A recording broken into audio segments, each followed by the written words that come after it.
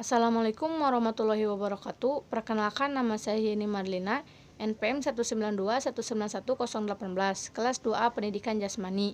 Di sini saya akan memaparkan materi mengenai standar kompetensi lulusan, yang dimana di sini terdapat 3 poin. Yang pertama yaitu standar isi, yang kedua ada standar proses, dan yang ketiga ada standar penilaian dalam pengembangan kurikulum.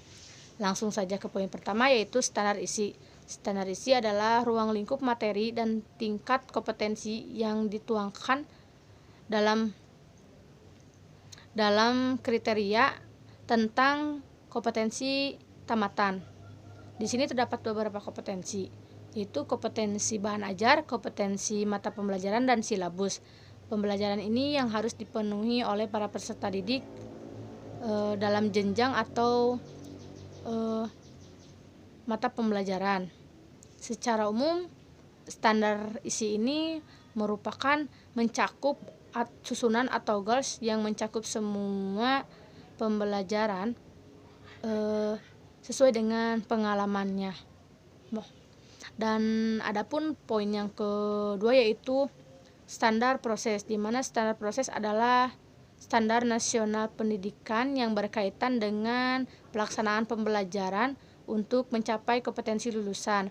Dan di sini juga ada beberapa yang berkaitan dengan standar kompetensi, yaitu pendidikan dasar dan menengah. Di seluruh wilayah hukum Negara Kesatuan Republik Indonesia, standar proses ini berlaku untuk jenjang pendidikan dasar, pendidikan menengah atas, maupun pada sistem kredit semester.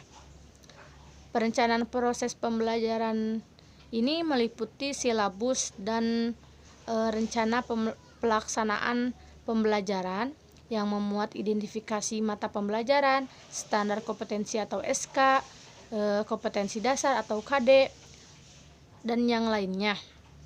Dan adapun poin yang ketiga yaitu standar penilaian dalam pengembangan kurikulum, di mana standar penilaian pendidikan adalah kriteria, ruang lingkup, tujuan, manfaat, prinsip, mekanisme, dan instrumen penilaian hasil belajar peserta didik yang menggunakan sebagai dasar dalam peralatan hasil belajar peserta didik pada pendidikan dasar dan pendidikan menengah. Yang pertama itu ada lingkungan penilaian, di mana penilaian pendidikan pada pendidikan dasar dan menengah dan belajar yang hasil belajarnya tuh oleh susunan pendidikan atau perencanaan hasil belajar oleh pemerintah. Dan yang kedua ada tujuan penilaian, di mana tujuan penilaian ini pada hasil belajar oleh pendidik bertujuan untuk memantau dan mengevaluasi proses kemajuan belajar dan memperbaiki hasil belajar pada peserta didik secara berkesinambungan atau secara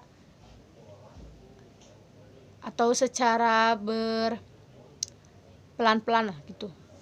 Adapun yang ketiga ada prinsip penilaian, di mana prinsip penilaian ini bernilai hasil belajar diantaranya sebagai sahih, berarti penilaian didasarkan pada data yang mencerminkan bahwasannya sesuai dengan kemampuan atau tolak ukur seorang peserta didik itu tersebut. Dan yang kedua ada objektif, yang dimana penilaian ini dilakukan didasarkan pada prosedur dan kriteria yang jelas, tidak terpengaruhi oleh subjektif yang lainnya. Dan yang ketiga yaitu adapun adil, di mana adil tersebut yaitu tidak membeda-bedakan antara peserta didik yang satu dengan yang lainnya, dan tidak berpihak kepada satu atau yang lainnya peserta didik. Dan Dan yang keempat yaitu ada di mana terbuka. Yang dimaksud terbuka itu yaitu keputusan dapat diketahui atau diberitahui kepada orang-orang yang oleh pihak yang berkepentingan.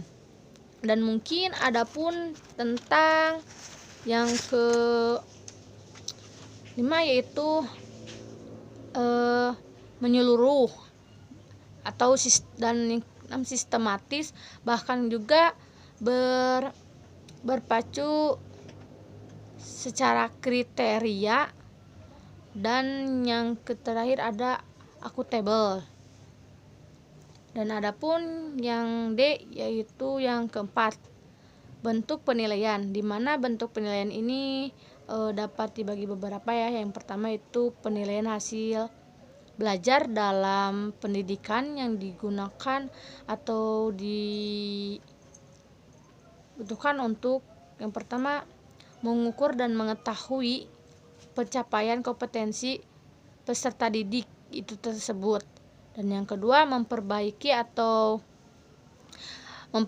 proses pembelajaran yang tadinya mungkin pembelajarannya kurang aktif atau kurang efektif, ya mungkin si pendidik harus membuat peserta didiknya supaya dia rajin belajar atau memperbaiki sikap dia untuk belajar atau sikap dia untuk menghadapi semua pembelajaran.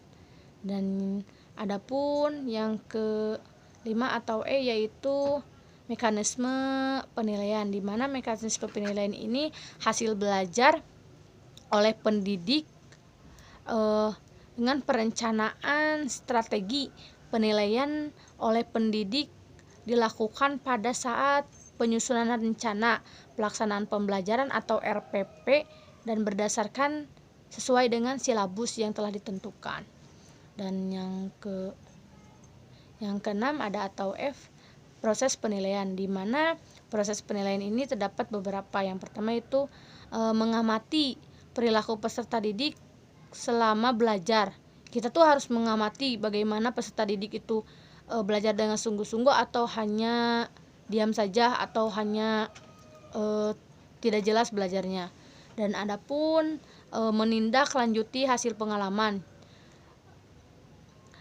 yaitu menindaklanjuti bahwasanya si peserta didik ini benar atau tidaknya dalam belajar. Dan adapun yang ketujuh atau G yaitu instrumen penilaian, di mana instrumen penilaian ini yang digunakan oleh pendidik dalam bentuk penilaian berupa tes, pengamatan, dan penguatan atau suatu tes semodel itu kuis. Nah, itu juga bisa dilakukan oleh instrumen penilaian.